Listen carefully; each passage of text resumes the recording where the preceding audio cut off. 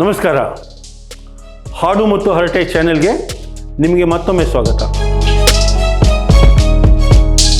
ನಿನ್ನೆ ಎಪಿಸೋಡಲ್ಲಿ ನಾನು T20 world cup ಅದರಲ್ಲಿ ಹೆಸರು ಮಾಡಿದಂಥ ಕೆಲವು ಪ್ಲೇಯರ್ಸ್ ಮತ್ತು ಅಭಿಮಾನಿಗಳು, ಕಿಂಗ್ ಮೇಕರ್ಸ್ ಅವ್ರ ಬಗ್ಗೆ ಮಾತಾಡಿದ್ದೆ. ಒಂದು ವಿಚಾರ ಗಮನಿಸಿದ್ದೀರಾ? ಈ ಒಂದು T20 ಟೀಮಲ್ಲಿ ಯಾವುದು ನಮ್ಮ ಇಂಡಿಯಾ 2ನೇ ಸಲ ಗೆಲ್ತಲ್ಲ ಕಂಟಿನ್ಯೂಸ್ ಆಗಿ, ಕರ್ನಾಟಕದ ಒಬ್ಬ ಪ್ಲೇಯರು ಇರಲಿಲ್ಲ ರೀ. ಒಂದು ಟೈಮ್ ಇತ್ತು ಇಂಡಿಯನ್ 11ನಲ್ಲಿ 6 ಜನ ಇಂಡಿಯನ್ ಕ್ರಿಕೆಟರ್ಸ್ ಆಡಿದರು. ಯಾವಾಗ 15 ಜನ ಅಂತ ಒಂದು ಟೀಮ್ ಮಾಡ್ತಾರಲ್ಲ, 8ರಿಂದ 9 ಜನ ಪ್ಲೇಯರ್ಸು ಆ 15 ಜನದಲ್ಲಿದ್ದರು. ಈ ಒಂದು ವರ್ಲ್ಡ್ ಕಪ್ ಆದಾಗ 11ನಲ್ಲಿ ಬಿಡಿ, ಇಡೀ ಟೀಮಲ್ಲೇನೇ ಕರ್ನಾಟಕದಿಂದ ಒಬ್ಬನೂ ಇರಲಿಲ್ಲ. ಯಾತಕ್ಕೆ ಹೀಗಾಯಿತು ಅನ್ನೋದಕ್ಕಿಂತ ನಮ್ಮ ಕೆಲವು ಕ್ರಿಕೆಟರ್ಸು ತಮ್ಮ ಆಟದಿಂದ ನ್ಯಾಷನಲ್ ಲೆವೆಲ್ ತನಕ ಬೆಳೆದ್ರು. ಅವ್ರುಗಳನ್ನು ನಾನು ಅಂದ್ಕೊಂಡೆ ಇವತ್ತು ಜ್ಞಾಪಿಸ್ಕೊಳ್ಳೋಣ ಅಂತ. ಯಾಕೆ ಅಂದರೆ ನಾವು ಯಾವತ್ತೂ ನಮ್ಮ ಹಿಸ್ಟ್ರಿನ ಮರಿಬಾರ್ದು.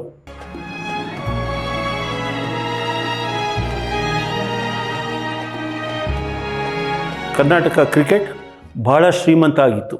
ಅದು ಶ್ರೀಮಂತ ಆಗೋಕ್ಕೆ ಸಾಕಷ್ಟು ಜನರ ಕಾಂಟ್ರಿಬ್ಯೂಷನ್ ಇದೆ.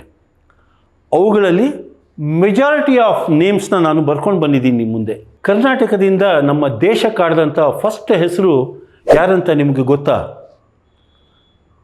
ತುಂಬ ಜನಕ್ಕೆ ಈ ಹೆಸರು ಗೊತ್ತೇ ಇಲ್ಲ. ಫಿರೋಜ್ ಪಾಲಿಯಾ ಅಂತ ಅವ್ರ ಹೆಸರು.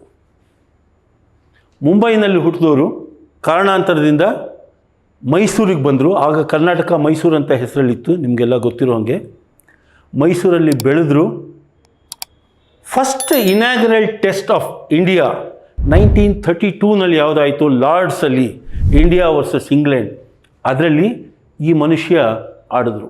ಫಸ್ಟ್ ಇನ್ನಿಂಗ್ಸಲ್ಲಿ ಬಹುಶಃ ಫೀಲ್ಡಿಂಗ್ ಮಾಡೋವಾಗ ಏನೋ ಒಂದು ಇಂಜುರಿ ಆಯಿತು ಅವ್ರಿಗೆ. ಆಮೇಲೆ ಅವ್ರು ತಿರ್ಗಾ ಕ್ರಿಕೆಟ್ ಆಡೋಕ್ಕೆ ಆಗಲೇ ಇಲ್ಲ, ನ್ಯಾಷನಲ್ ಲೆವೆಲಲ್ಲಿ ಆಡೋಕ್ಕಾಗಲೇ ಇಲ್ಲ. ಸ್ವಲ್ಪ ದಿವಸ ಸ್ಟೇಟ್ ಲೆವೆಲಲ್ಲಿ ಆಡಿದ್ರು, ಆಮೇಲಿಂದ ನೇಪಥ್ಯಕ್ಕೆ ಸರಿದ್ರು. ಅವರ ಕ್ರಿಕೆಟ್ ಜೀವನ ಆದಮೇಲೆ ಅವರು ಬೆಂಗಳೂರಲ್ಲೇ ಒಂದು ಟಿಂಬರ್ ಬಿಸ್ನೆಸ್ ಶುರು ಮಾಡಿದರು. ಅದರಲ್ಲಿ ಸಾಕಷ್ಟು ಸಕ್ಸಸ್ಸು ಆಗಿದ್ದರು. ಈ ಥರ ಫಿರೋಜ್ ಪಾಲಿಯಾ ನಮ್ಮ ಕರ್ನಾಟಕದಿಂದ ದೇಶಕ್ಕೆ ಆಡಿದ ಮೊದಲ ಕ್ರಿಕೆಟಿಗ. 2ನೇ ಕ್ರಿಕೆಟಿಗ ಹುಟ್ಟೋದಕ್ಕೆ 1950ನೇ ದಶಕದ ತನಕ ನಾವು ಕಾಯಬೇಕಾಯಿತು. ಈಗ ನಾನು ಜ್ಞಾಪಿಸ್ಕೊತಿರೋ ಹೆಸರು ವೆಂಕಟಪ್ಪ ಮುದ್ದಯ್ಯ ಅಂತ. ಬಹುಶಃ ಇವ್ರ ಹೆಸರನ್ನು ನಾವು ಯಾರೂ ಕೇಳಿರಲಿಕ್ಕಿಲ್ಲ. 2 ಟೆಸ್ಟ್ ಆಡಿದ್ರು ಇಂಡಿಯಾಕ್ಕೆ. ಆಗೆಲ್ಲ ಒನ್ ಡೇ ಇರಲಿಲ್ಲ, T20 ಇರಲಿಲ್ಲ, ಬರೀ ಟೆಸ್ಟ್ ಕ್ರಿಕೆಟ್ ಅಂತ ಮಾತ್ರ ಇತ್ತು. 2 ಟೆಸ್ಟ್ ಇಂಡಿಯಾಗೆ ಆಡಿದ್ರು. ಆ ಟೈಮ್ಗಳಲ್ಲಿ ಕರ್ನಾಟಕ ಏನಾಗಿತ್ತು ಇಂಡಿಯನ್ ಕ್ರಿಕೆಟಲ್ಲಿ ಅಂತಂದರೆ, ನಮ್ಮ ಕ್ರಿಕೆಟ್ ಕಂಟ್ರೋಲ್ ಇದ್ದಿದ್ದು 2 ಸಿಟಿಯಿಂದ. ಒಂದು ಮುಂಬೈ ಇತ್ತು, ಇನ್ನೊಂದು ಡೆಲ್ಲಿ ಇತ್ತು. ಇದೆರಡು ಬಿಟ್ಟರೆ ಬೇರೆ ಕಡೆಯಿಂದ ಬರೋ ಜನಗಳೇ ಇರಲಿಲ್ಲ. ಅಂಥದ್ರಲ್ಲಿ ಇವರಿಬ್ಬರು ಕ್ರಿಕೆಟರ್ಸು ಬಂದು ಮುಂದೆ ನಿಂತು ನಮ್ಮ ಆಟನ ನೀವು ಗುರುತಿಸಿ ಅಂತ ಅನ್ನೋ ಥರ ಆಡಿ ದೇಶನ ರೆಪ್ರೆಸೆಂಟ್ ಮಾಡಿದ್ರು. Great, salutes to both of them. ಆಮೇಲೆ 70s, ಯಾವಾಗ 60s ಮತ್ತು 70s ದಶಕಗಳು ಬಂತೋ, ಒಂದು ಬಹುಶಃ ಇವರಿಬ್ಬರಿಂದ ಸ್ಫೂರ್ತಿಗೊಂಡು 60sಲ್ಲಿ ಇನ್ನೂ 2 ಕ್ರಿಕೆಟರ್ಸ್ ಬಂದರು ಮುಂಚೂಣಿಗೆ. ಒಬ್ಬರು ವಿ ಸುಬ್ರಹ್ಮಣ್ಯಂ ಅಂತ. ನಾನು ಹುಟ್ಟಿ ಬೆಳೆದಿದ್ದ ITI ಕಾಲೋನಿಲಿ, ಇವರು ITI ಫ್ಯಾಕ್ಟ್ರಿಗೆ ಆಡೋರು, ಅಲ್ಲಿ ಕೆಲಸ ಮಾಡ್ತಿದ್ರು. ಆದ್ದರಿಂದ ITIನ ಕ್ರಿಕೆಟ್ ಟೀಮ್ಗೆ ಆಡ್ತಾಯಿದ್ರು. ಕಣ್ಣಾರೆ ನೋಡಿದ್ದೀನಿ ಅವ್ರ ಆಟನ. ಫೇಮಸ್ ಲೆಗ್ ಸ್ಪಿನ್ನರ್ ಮತ್ತು ಮಿಡ್ಲ್ ಆರ್ಡರ್ ಬ್ಯಾಟ್ಸ್ಮನ್ ಆಗಿದ್ದರು. ನಿಜವಾದ ರೀತಿ ನೆಕ್ಸ್ಟ್ ಜನರೇಷನ್ ಕರ್ನಾಟಕ ಕ್ರಿಕೆಟರ್ಸ್ಗೆ ಇವರು ಕಿಂಗ್ ಮೇಕರ್ ಆದರು. ಬಹಳಷ್ಟು ಜನ ಟ್ಯಾಲೆಂಟ್ ಮುಂದೆ ಬರೋದಕ್ಕೆ ಇವರು ಕಾರಣ ಆದರು. ವಿ ಸುಬ್ರಹ್ಮಣ್ಯಂ ಅವರು ಕೂಡ ಇಂಡಿಯಾಗೆ ರೆಪ್ರೆಸೆಂಟ್ ಮಾಡಿದ್ರು. ಅವರ ಕ್ರಿಕೆಟ್ ಜೀವನ ಮುಗಿದ ಮೇಲೆ ಒಬ್ಬ ಆಸ್ಟ್ರೇಲಿಯನ್ ಹೆಂಗಸನ್ನ ಮದುವೆಯಾಗಿ ಅಲ್ಲೇ ಸೆಟ್ಲ್ ಆದರು. ಇನ್ನೊಬ್ಬರು ಕ್ರಿಕೆಟರ್ ಬಂದರು ಲೇಟ್ 60sಲ್ಲಿ, ಬುದಿ ಕುಂದರನ್ ಅಂತ. ಅವ್ರ ಹೆಸರು ಬೂದಿ ಸಾಗರ ಕುಂದರನ್, ಶಾರ್ಟ್ ನೇಮ್ ಬುದಿ ಕುಂದರನ್ ಅಂತ. Famous wicket keeper and batsman ಇಂಡಿಯಾಗೆ. ಅವರು ಎಂಥ ದಿವಸಗಳಲ್ಲಿ ಮುಂಚೂಣಿಗೆ ಬಂದರು. ಆವಾಗ ಯಾರು ಫರೂಕ್ ಇಂಜಿನಿಯರ್ ಬಹಳ ಉತ್ತುಂಗದಲ್ಲಿದ್ದ ಕಾಲ, ಅವ್ರಿಗೆ ಕಾಂಪಿಟೇಟರ್ ಆಗಿ ಅಷ್ಟೇ ರೀತಿ ಫೈಟ್ ಕೊಡೋ ಥರ, ನಾನು ಮುಂಚೆ ಹೇಳಿದ್ನಲ್ಲ, ಬರೀ ಬಾಂಬೆ ಮತ್ತು ಡೆಲ್ಲಿ ಯಾವಾಗ ಮೊನಾಪೊಲಿ ಮಾಡ್ತಾಯಿತ್ತು ಇಂಡಿಯನ್ ಕ್ರಿಕೆಟ್ ಟೀಮ್ನ, ಆಗ ಅಲ್ಲಿ ಇಂದರ್ಜಿತ್ ಸಿಂಗ್ ಜಿ ಅಂತ ಇನ್ನೊಬ್ಬರು ವಿಕೆಟ್ ಕೀಪರ್ ಇದ್ದರು. ಯಾವಾಗ ಫರೂಕ್ ಇಂಜಿನಿಯರ್ ಆಡಲ್ಲ, ಇಂದರ್ಜಿತ್ ಸಿಂಗ್ ಜಿಗೆ ಅವಕಾಶ ಸಿಕ್ತಿತ್ತು, ಬೇರೆ ಇನ್ಯಾರೂ ಇರಲಿಲ್ಲ. ಅಂಥ ಟೈಮಲ್ಲಿ ಬುದಿ ಕುಂದ್ರನ್ ಅವರು ನಾನೊಬ್ಬ ಇದ್ದೀನಿ ಅಂತ ಮುಂದೆ ಬಂದು ನಿಂತ್ಕೊಂಡ್ರು. ಇಂಡಿಯಾಗೆ ಆಡಿದ್ರು, ಮೆಮೊರಬಲ್ ಇನ್ನಿಂಗ್ಸ್ಗಳು ಆಡಿದ್ರು. ಅವರು ನೇಪಥ್ಯಕ್ಕೆ ಸರಿದ್ರು, ಎಲ್ಲರೂ ಸರಿಯೋ ಹಾಗೆ. ಆಮೇಲೆ ಬಂತು ನೋಡಿ ನಮ್ಮ ಕರ್ನಾಟಕ ಕ್ರಿಕೆಟ್ನ ಸುವರ್ಣ ಯುಗ ಅಂತ ಹೇಳ್ಬೋದು. GR ವಿಶ್ವನಾಥ್ ಬಂದರು, EAS ಪ್ರಸನ್ನ ಬಂದರು, ಸೈಯದ್ ಕಿರ್ಮಾನಿ ಬಂದರು, BS ಚಂದ್ರಶೇಖರ್ ಬಂದರು, ಬ್ರಿಜೇಶ್ ಪಟೇಲ್ ಬಂದರು, ರೋಜರ್ ಬಿನ್ನಿ ಬಂದರು, ಸುಧಾಕರ್ ರಾವ್ ಅಂತ ಇನ್ನೊಬ್ಬ ಕ್ರಿಕೆಟರ್ ಬಂದರು. ಇವರೆಲ್ಲರನ್ನೂ ಒಂದು ಟೈಮಲ್ಲಿ ಇಂಡಿಯನ್ 12 ಇದ್ದಂಥ ಜನ. ಹೇಳಿದ್ನಲ್ಲ, ಒಂದು ಟೈಮಲ್ಲಿ 6 ಜನ ಆಡ್ತಾಯಿದ್ರು ಅಂತ. ಈ 7 ಜನದಲ್ಲಿ 6 ಜನ ಒಟ್ಟಿಗೆ ಒಂದೇ ಟೆಸ್ಟಲ್ಲಿ ಆಡಿದ್ದಾರೆ. ಎಲ್ಲರೂ ಅವ್ರವ್ರದ್ದೇ ರೀತಿ ಕಾಂಟ್ರಿಬ್ಯೂಟ್ ಮಾಡಿದ್ರು. ನಿಮಗೆಲ್ಲ ಗೊತ್ತಿರೋ ಹಾಗೆ ವಿಶ್ವನಾಥ್ ಅವರು ಫಸ್ಟ್ ಟೆಸ್ಟಲ್ಲೇ ಸೆಂಚುರಿ ಹೊಡೆದ್ರು. ಅಷ್ಟೇ ಅಲ್ಲ, ಅದಕ್ಕೆ ಮುಂಚೆ ಒಂದು ಶಾಪ ಆಯಿತು ಇಂಡಿಯನ್ ಕ್ರಿಕೆಟ್ಗೆ. ಏನು ಶಾಪಪ್ಪ ಅಂದರೆ, ಯಾವ ಬ್ಯಾಟ್ಸ್ಮನ್ನು ಫಸ್ಟ್ ಟೆಸ್ಟಲ್ಲಿ ಸೆಂಚುರಿ ಹೊಡಿತಾನೋ ಆತ 2ನೇ ಸೆಂಚುರಿ ಹೊರಡಿಕೆ ಆಗಲೇ ಇಲ್ಲ. ಹನುಮಂತ್ ಸಿಂಗ್ ಅಂತ ಹೊಡೆದ್ರು, 2ನೇ ಸೆಂಚುರಿ ಅವರಿಂದ ಬರಲಿಲ್ಲ. ಲಾಲಾ ಅಮರ್ನಾಥ್ ಹೊಡೆದ್ರು, 2ನೇ ಸೆಂಚುರಿ ಅವರಿಂದ ಬರಲಿಲ್ಲ. 1969ನಲ್ಲಿ ಕಾನ್ಪುರಲ್ಲಿ ಯಾವಾಗ ವಿಶ್ವನಾಥ್ ಅವರು ಸೆಂಚುರಿ ಹೊಡೆದ್ರು 2ನೇ ಇನ್ನಿಂಗ್ಸಲ್ಲಿ, ಫಸ್ಟ್ ಇನ್ನಿಂಗ್ಸಲ್ಲಿ ಅವ್ರು 0ಗೆ ಔಟ್ ಆಗಿದ್ದರು, ನೆನಪಿರಲಿ. ಎಷ್ಟು ಪ್ರೆಷರ್ ಇರ್ಬೋದು ಅವ್ರಿಗೆ. ಆವಾಗ ಸೆಂಚುರಿ ಹೊಡೆದಾಗ ನನ್ನಂಥ ಯುವಕರಿಗೆ ಆಗ ಸಂತೋಷನೂ ಆಯಿತು, ಸ್ವಲ್ಪ ಚಿಂತೆನೂ ಆಯಿತು. ಸಂತೋಷ ಯಾಕೆ? ಸೆಂಚುರಿ ಹೊಡೆದ. ಚಿಂತೆ ಯಾಕೆ? ಅಯ್ಯಯ್ಯೋ 2ನೇ ಸೆಂಚುರಿ ಬರಲ್ವಾ?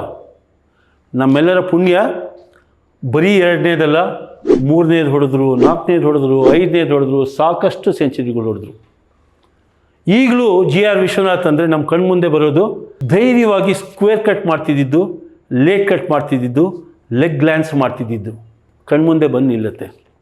ಅದೇ ರೀತಿ ಪ್ರಸನ್ನ ಅವರು ರಿಯಲ್ ಆಫ್ ಸ್ಪಿನ್ನರ್ ಅಂದರೆ ಅವರೇನೇನೆ. ಯಾವ ರೀತಿ ಬಾಲ್ನ ಫ್ಲೈಟ್ ಮಾಡೋರು, ಯಾವ ರೀತಿ ಬ್ಯಾಟ್ಸ್ಮನ್ನ ಡಿಸೀವ್ ಮಾಡೋರು. ಇನ್ನೂ ಜ್ಞಾಪಕ ಇದೆ, ಆ ಒಂದು ಟೈಮಲ್ಲಿ ಯಾವುದೇ ಬ್ಯಾಟ್ಸ್ಮನ್ ಇರಲಿ, ಕಾಟ್ ಆ್ಯಂಡ್ ಬೋಲ್ಡ್ ಪ್ರಸನ್ನ ಅನ್ನೋದು ಬಹಳ ಕಾಮನ್ ಆಗಿಬಿಟ್ಟಿತ್ತು. ಅದೇನೋ ಒಂದು ಮ್ಯಾಜಿಕ್ ಇತ್ತು ಅವ್ರನ್ನಲ್ಲಿ. ಬೌಲಿಂಗ್ ಮಾಡೋರು ಸ್ವಲ್ಪ 2-3 ಹೆಜ್ಜೆ ಬಲಗಕ್ಕೆ ಬರೋರು, ಕರೆಕ್ಟಾಗಿ ಬಾಲ್ ಅವ್ರ ಕೈಗೆ ಬರೋದು. ಕಾಟ್ ಆ್ಯಂಡ್ ಬೋಲ್ಡ್ ಪ್ರಸನ್ನ ಭಾಳ ಸಾಮಾನ್ಯ ಇತ್ತು.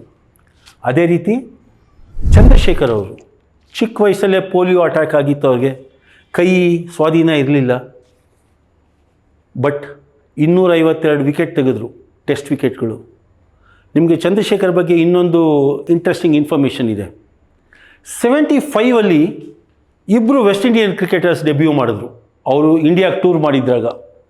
ಒಬ್ಬರು ಗಾರ್ಡನ್ ಗ್ರೀನಿಡ್ಜ್ ಅಂತ, ಇನ್ನೊಬ್ಬರು ವಿವಿಯನ್ ರಿಚರ್ಡ್ಸ್ ಅಂತ. ಫಸ್ಟ್ ಟೆಸ್ಟಲ್ಲಿ Gordon Greenidge was a huge success. 2 ಇನ್ನಿಂಗ್ಸಲ್ಲೂ ಫಸ್ಟ್ ಇನ್ನಿಂಗ್ಸಲ್ಲಿ 90+ ರನ್ ಹೊಡೆದ್ರು, 2ನೇ ಇನ್ನಿಂಗ್ಸಲ್ಲಿ ಸೆಂಚುರಿ ಹೊಡೆದ್ರು. ವಿವಿಯನ್ ರಿಚರ್ಡ್ಸ್ 2 ಇನ್ನಿಂಗ್ಸಲ್ಲೂ ಚಂದ್ರಶೇಖರ್ಗೆ ಔಟ್ ಆದವರು. ಯಾವುದೋ ಕಾರಣಕ್ಕೆ ಚಂದ್ರಶೇಖರ್ 2ನೇ ಟೆಸ್ಟ್ ಆಡಲಿಲ್ಲ. ಬಿಡಿ, ಆ ಪಾಲಿಟಿಕ್ಸ್ ತುಂಬ ಇತ್ತು ಮುಂಚೆ, ಅದ್ರ ಬಗ್ಗೆ ಬೇಡ. ಚಂದ್ರಶೇಖರ್ ಆಡಲಿಲ್ಲ. ಆ 2ನೇ ಟೆಸ್ಟಲ್ಲಿ ವಿವಿಯನ್ ರಿಚರ್ಡ್ಸ್ ಸೆಂಚುರಿ ಹೊಡೆದ್ರು. ಆಮೇಲೆ ಆತ ನಡೆದು ಬಂದ ಹಾದಿ ದಂತಕತೆ, ಅದು ಬೇರೆ ಮಾತು. ಬಹುಶಃ ಆ 2ನೇ ಟೆಸ್ಟಲ್ಲೂ ಚಂದ್ರಶೇಖರ್ ಆಡಿದ್ದಿದ್ದರೆ, ಪ್ರಪಂಚ ಭಾಳ ಸುಂದರ ಇರುತ್ತೆ ಯಾವತ್ತಿಗೂ. ಆಡಿದ್ದಿದ್ದರೆ ವಿವಿಯನ್ ರಿಚರ್ಡ್ಸ್ ಕತೆ ಏನಾಗ್ತಿತ್ತು ಯಾರು ಬೇಕಾದ್ರೆ ಏನು ಊಹೆ ಮಾಡ್ಕೊಬೋದು.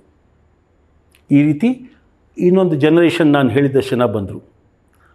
ಇವರಿಂದ ಸ್ಫೂರ್ತಿಗೊಂಡು ಇನ್ನೊಂದು ಹಿಂಡು ಜನ ರೆಡಿಯಾದರು ಇಂಡಿಯಾನ ರೆಪ್ರೆಸೆಂಟ್ ಮಾಡೋಕ್ಕೆ. ರಾಹುಲ್ ದ್ರಾವಿಡ್ ಬಂದರು, ಅನಿಲ್ ಕುಂಬ್ಳೆ ಬಂದರು, ಜಾವಗಲ್ ಶ್ರೀನಾಥ್ ಬಂದರು, ವೆಂಕಟೇಶ್ ಪ್ರಸಾದ್ ಬಂದರು. ಈ 4 ಜನ ಬಹಳ ವರ್ಷಗಳು ಆಡಿದ್ರು ಇಂಡಿಯಾಗೆ. ಅವರ ಜೊತೆನೇ ಇನ್ನೊಂದಷ್ಟು ಜನ ಪ್ಲೇಯರ್ಸ್ಗಳು ಬಂದರು. ನಮ್ಮ ವಿಜಯ್ ಭಾರದ್ವಾಜ್ ಬಂದರು. ಒಂದು ಟೈಮಲ್ಲಿ ರಣಜಿ ಟ್ರೋಫಿನಲ್ಲಿ ವಿಜಯ್ ಭಾರದ್ವಾಜ್ ಅವರ ವಿಕೆಟ್ ತೆಗೆಯೋದೇನೆ ಒಂದು ಅಚೀವ್ಮೆಂಟ್ ಅನ್ನೋ ರೀತಿ ಅವ್ರು ಬ್ಯಾಟಿಂಗ್ ಆಡ್ತಾಯಿದ್ರು. ಆತ ಬಂದ ಅಂದರೆ ಸೆಂಚುರಿ ಗ್ಯಾರಂಟಿ, ಔಟೇ ಆಗ್ತಿರಲಿಲ್ಲ ಮನುಷ್ಯ. ಆ ಮನುಷ್ಯ ಇಂಡಿಯಾ ಕ್ರಿಕೆಟ್ ಆಡಿದ್ರು. ಇವ್ರದ್ದು ಸ್ಪೆಷಲೈಸೇಷನ್ ಏನು ಗೊತ್ತಾ, ಫಸ್ಟ್ ಸೀರೀಸ್ ಅವ್ರು ಆಡಿದ್ದು ಕೀನ್ಯಾಗೆ ಹೋಗಿ ಅಲ್ಲಿ ಒಂದು 1 ಡೇ ಸೀರೀಸ್ ಆಡಿದ್ರು, ಮ್ಯಾನ್ ಆಫ್ ದ ಸೀರೀಸ್ ಆದರು. ಆಗ ಜಡೇಜಾ, ನನಗೆ ಬಹುಶಃ ಅಜಯ್ ಜಡೇಜಾ ಅನ್ನೋ ಕ್ರಿಕೆಟರ್ ಕ್ಯಾಪ್ಟನ್ ಆಗಿದ್ದರು.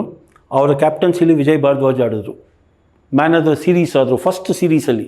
ಬ್ಯಾಡ್ ಲಕ್ ಅನ್ಬೋದು, ಒಂದು ಇಂಜುರಿ ಆಯಿತು.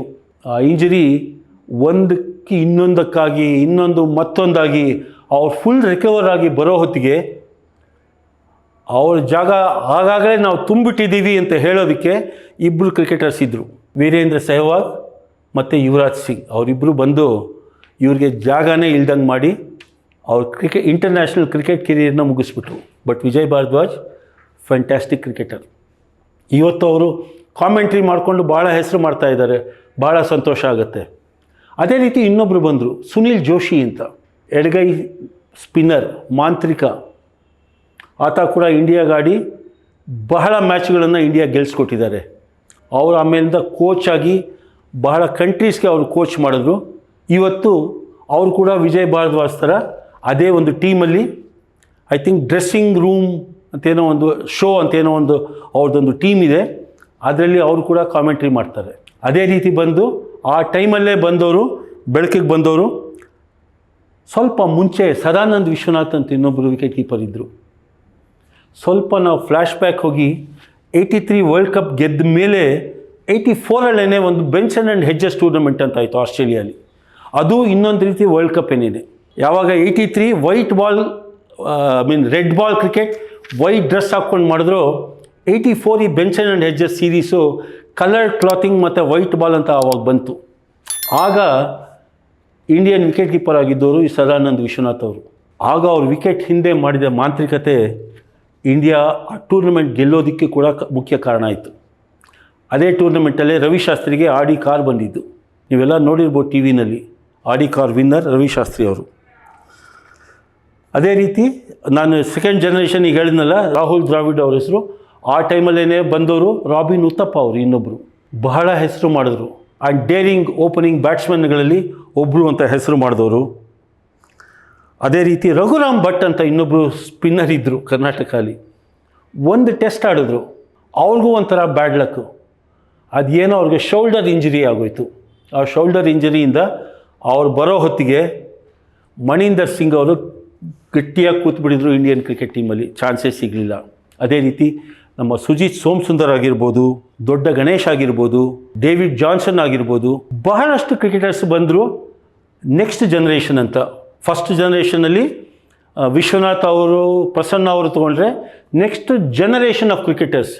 ಈ ಕ್ರಿಕೆಟರ್ಸಲ್ಲಿ ಒಂದು ಟೈಮಲ್ಲಿ 8 ಜನ ಒಂದೇ ಸಲ ಇಂಡಿಯನ್ ಕ್ರಿಕೆಟ್ ಟೀಮಲ್ಲಿ ಇದ್ದಂಥವ್ರು. ಆಮೇಲೆ ಬಂತು ಇನ್ನೊಂದು ತಂಡ, ವಿನಯ್ ಕುಮಾರ್ ಅವರು ಅದನ್ನ ಲೀಡರ್ ಆಗಿದ್ದರು. ವಿನಯ್ ಕುಮಾರ್ ಅವರ ಅಚೀವ್ಮೆಂಟ್ ಏನು ಗೊತ್ತಾ, ಸತತವಾಗಿ 2 ವರ್ಷ Ranji trophy, Irani trophy, Deodhar trophy, ಈ 3 ಟ್ರೋಫಿನ ಕರ್ನಾಟಕಕ್ಕೆ ಸತತವಾಗಿ ತಂದುಕೊಟ್ಟವರು. ಸೊ ಅಂದರೆ 6 ಟ್ರೋಫಿ ಇಂಡಿಯಾ ಮೇಜರ್ ಟೂರ್ನಮೆಂಟ್ಸ್ ಯಾವುದಾಗತ್ತೆ ಅದು 6 ಕೂಡ ಕರ್ನಾಟಕಕ್ಕೆ ಬರೋ ಹಾಗೆ 2 ವರ್ಷದಲ್ಲಿ ಸಾಧನೆ ಮಾಡಿದಂಥ ದಾವಣಗೆರೆ ಎಕ್ಸ್ಪ್ರೆಸ್ ವಿನಯ್ ಕುಮಾರ್ ಅವರು. ಅವರ ಜೊತೆ ಇದ್ದಂಥ ಕ್ರಿಕೆಟರ್ಸ್ ಈಗಲೂ ಬಹಳ ಚೆನ್ನಾಗಿ ಶೈನ್ ಆಗ್ತಿರೋಂಥ KL ರಾಹುಲ್ ಒಬ್ಬರು, ಮನೀಶ್ ಪಾಂಡೆ ಆ ಟೈಮಲ್ಲೇ ಬಂದಿದ್ದು, ಕರುಣ್ ನಾಯರ್ ಬಂದರು, ಶ್ರೀಶಾಂತ್ ಅರವಿಂದ್ ಅಂತ ಒಬ್ಬರು ಫಾಸ್ಟ್ ಬೌಲರ್ ಬಂದರು, ಅಭಿಮನ್ಯು ಮಿಥುನ್ ಅಂತ ಇನ್ನೊಬ್ಬರು ಬಂದರು. ಇವರೆಲ್ಲರೂ ಇಂಡಿಯಾಗಾಡ್ದವ್ರನ್ನೇ. ಆದರೆ ಇವತ್ತು ನಾವು ತಿರುಗಿ ನೋಡಿದಾಗ ಈಗ ಯಾರ್ಯಾರಪ್ಪ ಇದ್ದಾರೆ ಇಂಡಿಯನ್ ಟೀಮಲ್ಲಿ ಅಂತ ನೋಡಿದ್ರೆ ಇಬ್ಬರೇ ನಮ್ಮ ಕಣ್ಣು ಮುಂದೆ ನಿಲ್ಲೋದು. ಒಬ್ಬರು KL ರಾಹುಲ್, ಇನ್ನೂ ಆಡ್ತಾ ಇದ್ದಾರೆ, ಚೆನ್ನಾಗೇ ಆಡ್ತಾ ಇದ್ದಾರೆ. ಬಟ್ ಯಾವುದೋ ಕಾರಣ ಗೊತ್ತಿಲ್ಲ 2 ಈವೆಂಟಿಗೆ ಮಾತ್ರ ಅವರಿದ್ದಾರೆ, ಒಂದು ಟೆಸ್ಟು ಮತ್ತು 1 ಡೇ. ಇನ್ನೊಬ್ಬರು ನಮ್ಮ ದೇವದತ್ ಪಡಿಕ್ಕಲ್. ಮಿತ್ರರೇ, ಈ ನಮ್ಮ ಕರ್ನಾಟಕ ಕ್ರಿಕೆಟ್ ಹಿಸ್ಟ್ರಿ ಇತಿಹಾಸ ನಿಮಗೆ ಇಷ್ಟ ಆಯಿತು ಅಂತ ಅನಿಸುತ್ತೆ. ತಿರ್ಗಾ ನಮ್ಮ ಕರ್ನಾಟಕ ಕ್ರಿಕೆಟ್ ಉತ್ತುಂಗಕ್ಕೆ ಬರಬೇಕು, ಕ್ರಿಕೆಟಿಂದ ಸಾಕಷ್ಟು ಜನ ನ್ಯಾಷನಲ್ ಟೀಮ್ಗೆ ಬರಬೇಕು ಅನ್ಬೇಕಾದ್ರೆ ಒಂದು ಮುಖ್ಯವಾದದ್ದು ಅಸೋಸಿಯೇಷನ್ ಯಾವ ರೀತಿ ನಡ್ಕೊಳ್ಳುತ್ತೆ ಅಂತ. ಫಾರ್ಚುನೇಟ್ಲಿ ಈಗ association is in very safe hands of Venkatesh Prasad and his team.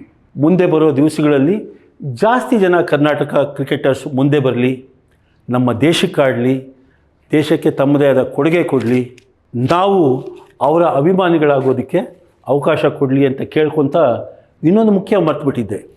ಬರೀ ಮೆನ್ಸ್ ಕ್ರಿಕೆಟ್ ಮಾತ್ರ ಮಾತಾಡಿದೆ. ವಿಮೆನ್ಸ್ ಕ್ರಿಕೆಟಲ್ಲಿ ಕೂಡ ನಮ್ಮ ಕರ್ನಾಟಕದವ್ರ ಕೊಡುಗೆ ಬಹಳ ಇದೆ. ಅದನ್ನು ನಾವು ಹೇಳದೇ ಇತ್ತು ಅಂತಂದರೆ ದೊಡ್ಡ ತಪ್ಪಾಗುತ್ತೆ. ಒಬ್ಬರು ಇದ್ದರು ಶಾಂತಾ ರಂಗಸ್ವಾಮಿ ಅಂತ, first women cricket team captain ಆಗಿದ್ದರು. ಆಗಿನ ಕಾಲಕ್ಕೆ ಓಪನಿಂಗ್ ಬೌಲರ್ ಆಗಿದ್ದರು, ಅಟ್ಯಾಕಿಂಗ್ ಬ್ಯಾಟ್ಸ್ಮನ್ ಆಗಿದ್ದರು. ಅವರು ಸಿಕ್ಸರ್ ಹೊಡಿತಿದ್ದು ನಮಗೆಲ್ಲರನ್ನು ಬಹಳ ಇಂಪ್ರೆಸ್ ಮಾಡ್ತಾಯಿತ್ತು. ಆಮೇಲೆ ಬಂದರು ವೇದಾ ಕೃಷ್ಣಮೂರ್ತಿ ಅಂತ ಅವ್ರು ಆಡಿದ್ರು. ಆಮೇಲಿಂದ ರಾಜೇಶ್ವರಿ ಗಾಯಕ್ವಾಡ್ ಅಂತ ಅವರು ಇಂಡಿಯಾಗೆ ಆಡಿದ್ರು. ಈಗ ಇನ್ನೊಬ್ಬ ಚಿಕ್ಕ ಹುಡುಗಿ ಶ್ರೇಯಾಂಕಾ ಪಾಟೀಲ್, ಆಕೆ ಕೂಡ ಇಂಡಿಯಾ ಕ್ರಿಕೆಟ್ ರೆಪ್ರೆಸೆಂಟ್ ಮಾಡ್ತಿದ್ದಾರೆ. ಬಹಳ ಚೆನ್ನಾಗಿ ಆಫ್ ಸ್ಪಿನ್ ಮಾಡ್ತಾರೆ. ಇವರೆಲ್ಲರ ಕೊಡುಗೆ ಇದೆ. ಇದೇ ರೀತಿ ಯಾವ ರೀತಿ ನಾವು ಮೆನ್ಸ್ ಕ್ರಿಕೆಟ್ ಇಂದ ತುಂಬ ಜನ ಬರಬೇಕು ಅಂದ್ಕೊತೀವೋ, ವಿಮೆನ್ಸ್ ಕ್ರಿಕೆಟಿಂದನೂ ತುಂಬ ಜನ ಪ್ಲೇಯರ್ಸ್ ಬರಲಿ, ನಮ್ಮ ದೇಶದ ಪತಾಕೆನ ಮೇಲೆತ್ತಿ ಹಿಡಲಿ ಅಂತ ಕೇಳಿಕೊಂಡು ಈ ಎಪಿಸೋಡ್ನ ನಾನು ಮುಗಿಸ್ತಾ ಇದ್ದೀನಿ. ಈ ಎಪಿಸೋಡ್ ನಿಮ್ಗೆ ಇಷ್ಟ ಆದರೆ ದಯವಿಟ್ಟು ನಿಮ್ಮದೊಂದು ಲೈಕ್ ಇರಲಿ. ಯಾವಾಗಲೂ ಹೇಳೋ ಹಾಗೆ ನಿಮ್ಮ ಎನ್ಕರೇಜ್ಮೆಂಟ್ ನನಗೆ ಆಕ್ಸಿಜನ್. ಮುಂದಿನ ಸಂಚಿಕೆಯವರೆಗೆ ನಮಸ್ಕಾರ.